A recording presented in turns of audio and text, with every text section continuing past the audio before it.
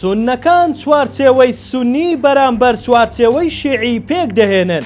بۆچی کورد ناتوانێت بەیەک دەنگی بچێتە بەغدا؟ بەپێی ئەنجامی کۆتایی هەڵبژاردن، حیزب و هاوپەیمانێتیە سونیەکان بەگشتی 77 کورسیان بەدەستهێناوە لە بەرامبەردا شیعیەکان 187 کورسیان هەیە و کوردیش خاوەنی 58 کورسی پەرلەمانی عێراقن. سەرەڕای ناکۆکیەکانی نێوانیان لایەنە سونەکان هەوڵی سەرەتاییان دەست پێ کردووە بە ئاراستەی پێکهێنانی هاوپەیمانێتیەکی سونی هاوشێوەی چوارچێوەی هەماهەنگی شیعیەکان.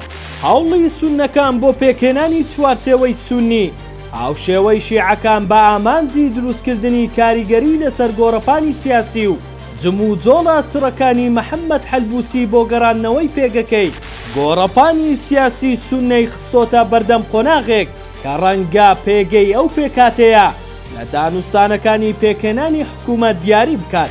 جێی باساتاوەکو ئێستاش نێوماڵی کورد پەرتەوازەیە و پارتی و یەکێتی بەجیا بەشداری لە دانوستانەکانی پێکهێنانی حکوومەتی عێراق دەکەن کە بە بڕوای چاودێران ئەوەش کاریگەری خراپی لەسەر بەرژەوەندیەکانی هەرێمی کوردستان دەبێت. ئاوکات ئێستا هەوڵێک هەیە بۆ ئەوەی لایەنەکانی دەرەوەی دەسەڵات بە وەرەقەیەکی هاوبەش بەشداری لە حکوومەتی داهاتووی عێراق بکەن کە ئێستا خاوەنی 13 کورسی پەرلەمانن.